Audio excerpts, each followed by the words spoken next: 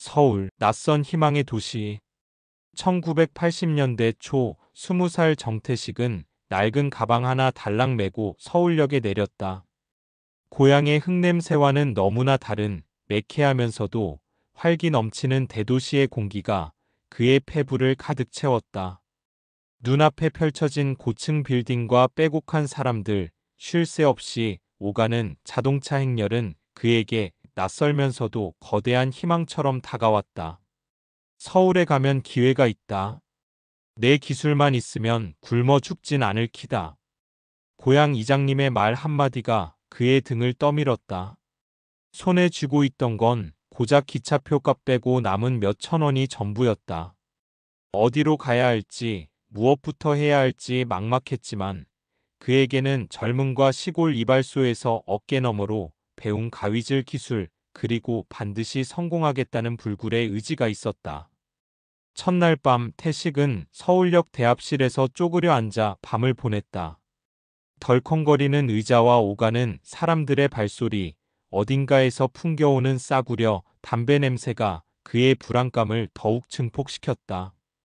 다음 날 아침 눈을 비비며 일어나 가장 먼저 한 일은 일자리를 찾는 것이었다. 신문 가판대에서 구인 광고를 훑어봐도 그에게 맞는 일은 좀처럼 보이지 않았다. 기술이랍시고 배운 이발은 정식 견습생이 아니어서 어디 내세울 형편이 못 됐다. 막노동판이라도 찾아가 보려 했지만 삐쩍 마른 몸으로 힘든 일을 감당할 수 있을까 싶어 망설여졌다.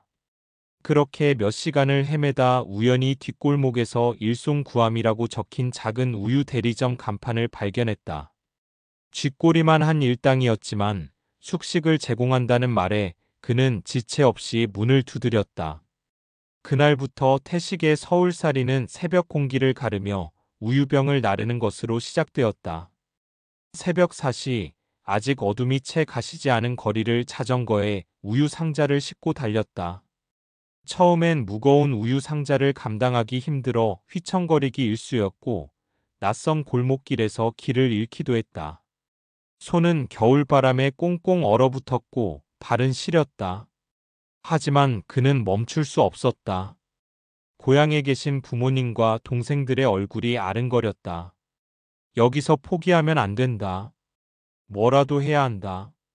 태식은 이를 악물고 페달을 밟았다. 이와 새벽을 가르는 소년, 그리고 구두약 냄새. 우유 배달만으로는 도저히 생활비를 감당할 수 없었다. 낮에는 또 다른 일자리를 찾아야만 했다. 태식은 구인 광고를 뒤적이다가 우연히 신문 보급소에서 신문 배달원을 구한다는 소식을 들었다. 아침 우유 배달을 마치고 잠시 눈을 붙인 후 다시 오후 늦게부터 신문 뭉치를 들고 골목골목을 누볐다. 빳빳한 신문 냄새와 땀 냄새가 뒤섞여 그의 몸에 배기 시작했다. 주택가 계단을 오르내리며 신문을 넣는 일은 생각보다 고되었다. 가끔은 개가 짖으며 쫓아오기도 했고 신문이 배달되지 않았다고 언성을 높이는 집주인도 있었다. 하지만 그는 불평할 수 없었다. 그에게는 돈이 절실했으니까. 저녁에는 역 앞에서 구두를 닦았다. 번쩍이는 양복을 입은 사람들이 바삐 오가는 서울역 광장 한 구석에 자리를 잡았다. 낡은 구두통과 솔, 구두약을 늘어놓고 구두 닦으세요. 를 외쳤다. 처음에는 부끄러웠지만 배고픔 앞에서는 체면 같은 건 중요하지 않았다. 사람들이 내미는 더러워진 구두를 보며 태식은 생각했다. 내 인생도 저 구두처럼 깨끗하게 빛날 수 있을까? 구두약을 바르고 솔로 문지르고 천으로 닦아내면 더러웠던 구두는 금세 새 것처럼 반짝였다. 그 광택을 볼 때마다 태식은 작은 희망을 느꼈다.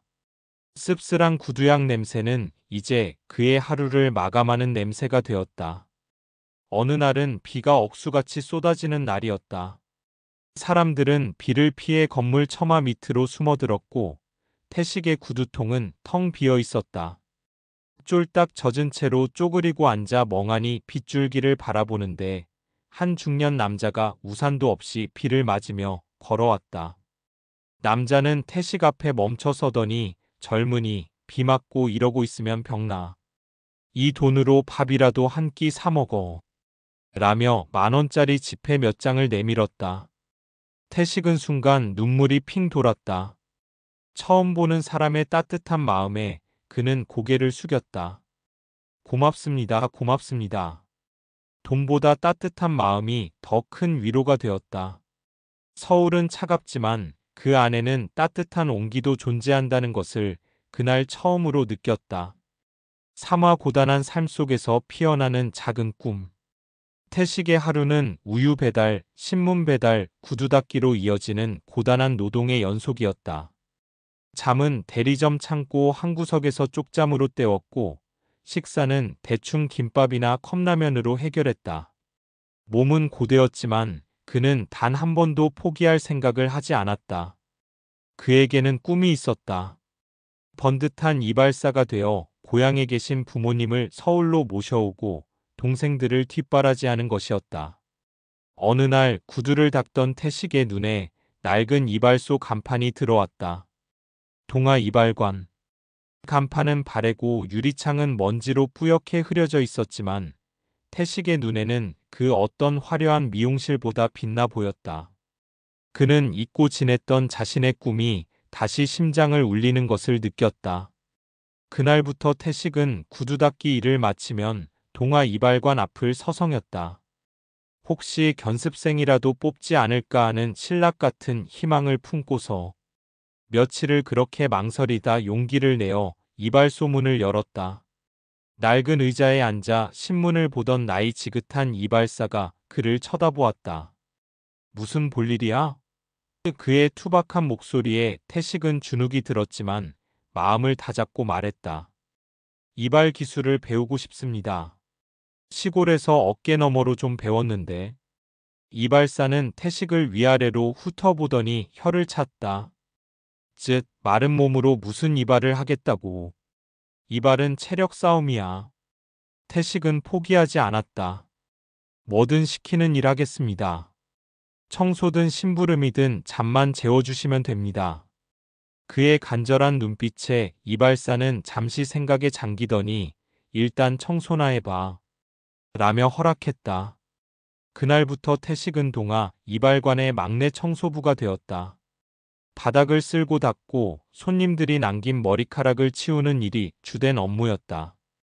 허드렛 일이었지만 태식은 행복했다. 꿈에 그리던 이발 기술을 배울 수 있는 기회가 눈앞에 다가왔다는 사실에 그의 가슴은 설렘으로 가득 찼다. 샴푸 냄새와 포마드 냄새가 뒤섞인 이발소의 공기는 그에게 세상에서 가장 향기로운 냄새였다. 사와 혹독한 견습, 피와 땀으로 새긴 기술. 동아 이발관의 견습 생활은 녹록지 않았다. 이발사는 겉으로는 무뚝뚝하고 엄격했지만 속으로는 태식을 아끼는 마음이 있었다. 그는 태식에게 청소와 심부름을 시키면서도 틈틈이 이발 기술을 가르쳐 주었다. 처음에는 빗질하는 법부터 배웠다. 머리는 빗는 게 아니라 가닥가닥 나누는 거야. 손님 머리는 내 머리보다 소중한 줄 알아야 해. 이발사의 불호령이 떨어지면 태식은 몇 번이고 다시 빗질을 연습했다. 날카로운 가위는 그의 서툰 손에 늘 상처를 남겼다. 손가락 곳곳에는 가위에 베인 상처와 물집이 가득했다. 쓰리고 아팠지만 태식은 통증을 참고 연습도 연습했다. 손님이 없는 시간에는 마네킹 머리카락을 자르고 또 잘랐다. 때로는 선배 견습생들에게 구박을 받기도 하고 손님들의 불만을 듣기도 했다. 어이 젊은이, 자르라고 했지 깎으라고 했나? 다시 해. 따끔한 질책에 얼굴이 화끈거렸지만 그는 그 모든 것을 성장의 발판으로 삼았다. 특히 면도 기술은 태식을 가장 힘들게 했다. 날카로운 면도칼로 사람의 얼굴을 밀어야 한다는 두려움에 손이 떨렸다. 이발사는 태식에게 풍선에 면도 비누 거품을 바르고 면도칼로 미는 연습을 시켰다. 풍선이 터지면 그만큼 실수를 했다는 증거였다. 수십 개의 풍선을 터뜨리고 나서야 태식은 겨우 면도칼을 다루는 법을 익힐 수 있었다. 그의 손은 이제 가위와 면도칼의 움직임을 기억하는 듯 능숙하게 움직였다. 밤늦게까지 이발소에 남아 연습하고 또 연습했다. 때로는 너무 고되어 이발소 구석에서 몰래 눈물을 훔치기도 했다.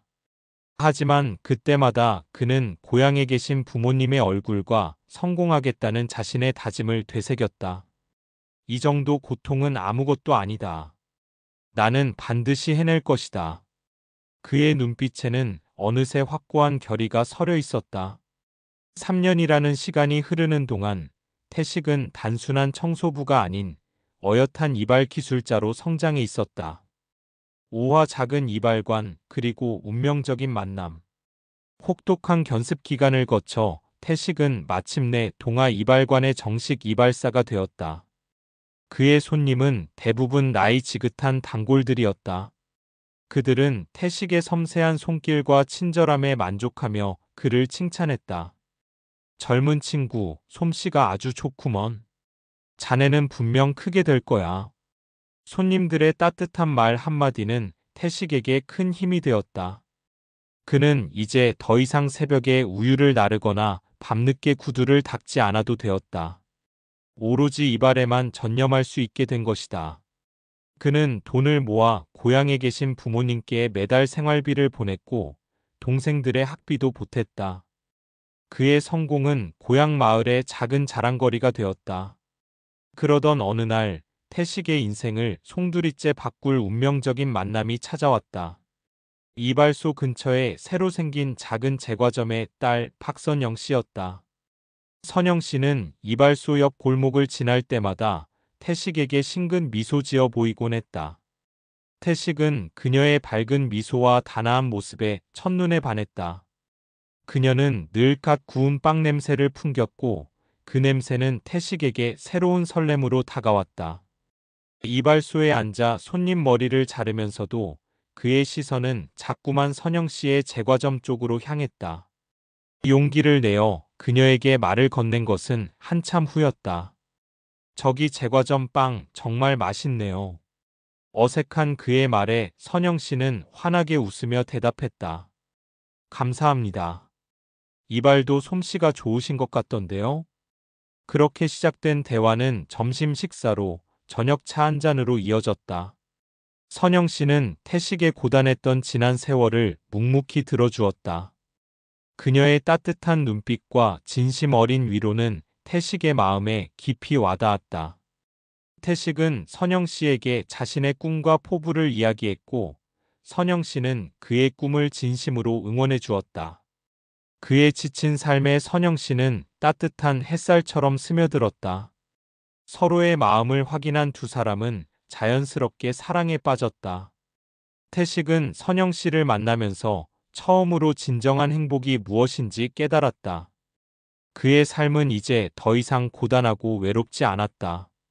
선영 씨와 함께라면 어떤 어려움도 헤쳐나갈 수 있을 것 같았다.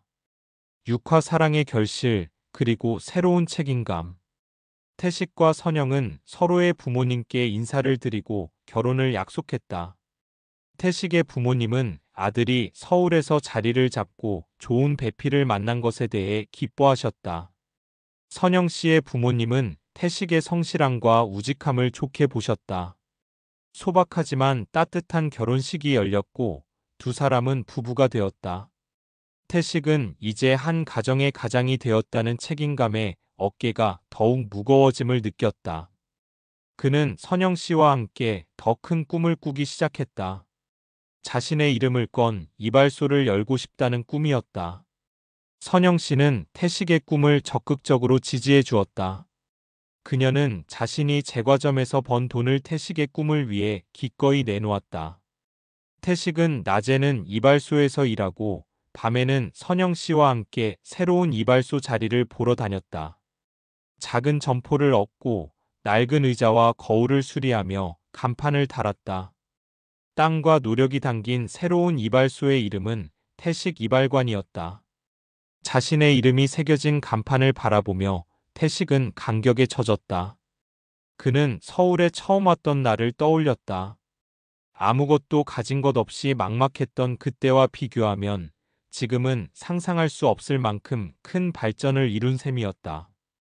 태식 이발관은 그리 크지 않았지만 깔끔하고 정겨운 분위기였다.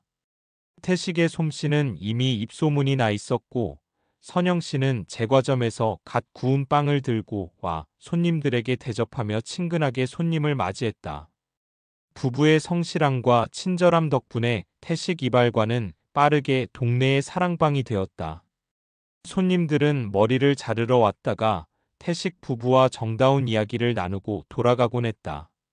태식은 이제 더 이상 홀로 고군분투하는 청년이 아니었다. 사랑하는 아내와 함께 꿈을 이루고 그 꿈을 통해 사람들에게 행복을 주는 어엿한 가장이 된 것이다. 그의 삶은 따뜻한 사랑과 희망으로 가득 채워졌다. 7화 두 아이의 탄생, 가족의 완성. 태식과 선영의 결혼 생활은 행복했다. 그리고 얼마 지나지 않아 그들의 행복은 더욱 커졌다. 선영 씨의 뱃속에 새로운 생명이 찾아온 것이다. 태식은 아빠가 된다는 사실에 설렘과 동시에 또 다른 책임감을 느꼈다. 그는 아이에게 부끄럽지 않은 아버지가 되겠다고 다짐했다. 이발관 운영에 더욱 매진했고 집에서는 선영 씨의 힘든 점을 살뜰히 챙겼다. 이듬해 봄, 그들의 첫째 아들 현우가 태어났다. 현우는 태식을 쏙 빼닮은 건강한 아이였다. 태식은 아들을 품에 안는 순간 세상의 모든 고난과 역경이 눈 녹듯 사라지는 것을 느꼈다. 그의 눈에는 기쁨의 눈물이 가득 고였다. 현우의 울음소리는 태식 이발관에 새로운 활기를 불어넣었다. 손님들은 현우의 얼굴을 보며 덕담을 건넸고 태식은 아들을 보며 더욱 힘을 냈다. 몇 년 후 귀여운 딸 예진이까지 태어나 태식의 가정은 행복으로 가득 찼다. 두 아이의 재롱을 보며 태식은 하루의 피로를 잊었다. 아이들을 위해 그는 더욱 열심히 일했다. 새벽부터 밤늦게까지 가위를 놓지 않았고 손님 한 분 한 분에게 정성을 다했다. 그는 이제 태식 이발관의 주인으로서 그리고 두 아이의 자랑스러운 아버지로서 확고한 자리를 잡았다. 아이들이 학교에 들어가고 친구들과 어울리는 모습을 보며 태식은 어린 시절 자신의 모습을 떠올렸다. 자신은 가난 때문에 많은 것을 포기해야 했지만 자신의 아이들에게는 더 나은 세상을 선물해주고 싶었다. 그는 아이들에게 항상 정직하고 성실하게 살아가라고 가르쳤다. 돈보다는 사람의 가치를 소중히 여기라고 강조했다. 그의 삶의 지혜는 두 아이에게 고스란히 전해졌다. 8화 회고록, 삶의 깊은 지혜. 시간은 빠르게 흘러 태식은 어느덧 백발이 성성한 노년이 되었다. 그동안 이발관에서 혹독한 견습 생활을 했던 20살 청년은 이제 40년 넘게 한자리에서 가위를 잡아온 베테랑 이발사가 되었다. 태식 이발관은 여전히 동네 사람들의 사랑방이었고 그의 손님들은 이제 아들, 손주들과 함께 찾아오는 단골이 되었다. 그는 오랜 단골들의 머리를 자르며 지난 세월을 회상하곤 했다. 서울에 처음 올라왔던 날의 막막함, 새벽 우유 배달과 신문 배달의 고단함, 구두약 냄새를 맡으며 꿈을 키웠던 날들, 혹독했던 견습 생활, 그리고 선영 씨를 만나 가정을 꾸리고 두 아이를 낳았던 행복한 순간들까지. 그의 삶은 한편의 드라마와 같았다. 현우와 예진이는 어느덧 훌륭한 성인으로 성장했다. 현우는 대기업에 다니는 평범한 직장인이 되었고 예진이는 자신만의 작은 카페를 운영하고 있었다. 아이들은 아버지의 성실함과 우직함을 닮아 각자의 자리에서 최선을 다해 살아가고 있었다. 선영 씨는 여전히 태식의 곁을 든든하게 지켜주었다. 두 사람은 함께 이발관에 앉아 오가는 손님들을 맞이하며 소박한 행복을 누렸다. 어느 날 현우는 아버지에게 회고록을 써보자고 제안했다. 아버지의 삶은 정말 대단하세요. 젊은 사람들이 아버지를 보면서 힘을 얻을 수 있을 거예요. 태식은 망설였지만 아들의 권유에 자신의 지난 삶을 글로 옮기기 시작했다.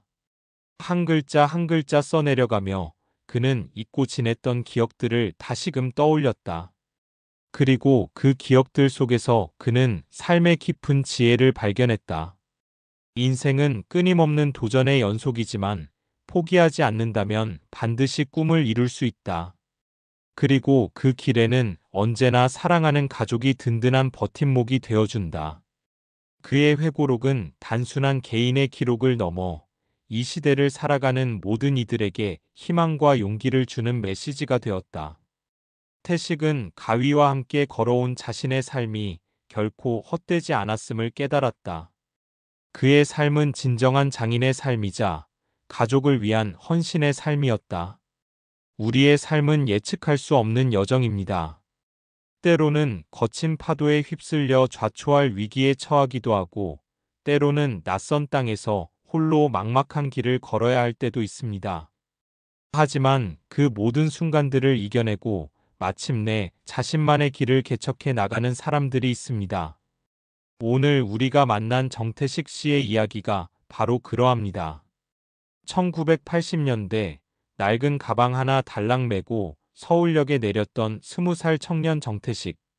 그에게 서울은 기회의 땅이었지만 동시에 고난의 땅이었습니다. 돈 한 푼 없이 시작된 그의 서울살이는 새벽 공기를 가르며 우유를 나르고 신문 뭉치를 들고 골목을 누비고 구두약을 묻혀가며 꿈을 키우는 고단함의 연속이었습니다. 빳빳한 신문 냄새와 씁쓸한 구두약 냄새는 그의 청춘을 대변하는 향기가 되었죠. 그는 추위와 배고픔 그리고 낯선 환경 속에서 오는 불안감을 온몸으로 견뎌냈습니다. 수많은 젊은이들이 꿈을 품고 서울로 향했지만 그 꿈을 현실로 만든 이들은 많지 않았습니다. 태식 씨는 그 어려움 속에서도 포기하지 않았습니다. 그의 눈빛에는 늘 고향의 부모님과 동생들, 그리고 언젠가 이발사로서 성공하겠다는 불굴의 의지가 담겨 있었습니다. 이발소의 허드렛일부터 시작된 그의 혹독한 견습 생활은 피와 땀으로 얼룩졌습니다. 날카로운 가위에 베이고 면도칼에 손이 떨리면서도 그는 멈추지 않았습니다. 기술을 익히는 고통 속에서도 그는 자신의 꿈을 향한 열정을 잃지 않았습니다. 그리고 마침내 그의 손은 가위와 면도칼의 움직임을 기억하는 능숙한 장인의 손이 되었습니다. 고단했던 그의 삶에 따뜻한 햇살처럼 스며든 것은 바로 아내 선영 씨였습니다. 갓 구운 빵 냄새처럼 포근했던 그녀의 존재는 태식 씨에게 새로운 희망과 행복을 가져다 주었습니다. 사랑하는 아내와 함께 태식 이발관이라는 자신의 이름을 건 이발소를 열고 두 아이를 낳아 가정을 이룬 순간은 그에게 삶의 가장 큰 축복이었습니다. 그의 삶은 더 이상 홀로 걷는 길이 아니었습니다. 가족이라는 든든한 버팀목 아래 그는 더욱 큰 책임감과 사랑으로 자신의 삶을 채워나갔습니다. 새벽을 가르던 구두닦이 소녀는 이제 가족을 사랑하고 이웃에게 봉사하는 어엿한 가장이자 지역 사회에 존경받는 이발사가 된 것입니다. 정태식 씨의 회고록은 단순한 개인의 삶의 기록을 넘어 이 시대를 살아가는 모든 이들에게 깊은 울림을 줍니다. 특히 1980년대 서울의 역동적인 변화 속에서 고난과 역경을 이겨내며 꿈을 이룬 중장년층에게는 깊은 공감과 추억을 선사할 것입니다. 그의 이야기는 우리에게 포기하지 않는다면 어떤 어려움도 극복할 수 있다는 희망의 메시지를 전달합니다. 또한 가족의 소중함과 사랑의 힘이 얼마나 위대한지 다시 한번 일깨워 줍니다. 우리의 삶 속에서도 때로는 태식 씨처럼 막막하고 고된 순간들이 찾아올 것입니다. 하지만 그럴 때마다 그의 불굴의 의지와 가족을 향한 사랑을 떠올려 보십시오. 어떤 역경 속에서도 희망을 잃지 않고 묵묵히 자신의 길을 걸어간 그의 삶은 분명 여러분에게도 큰 용기와 영감을 줄 것입니다. 여러분의 삶을 응원합니다.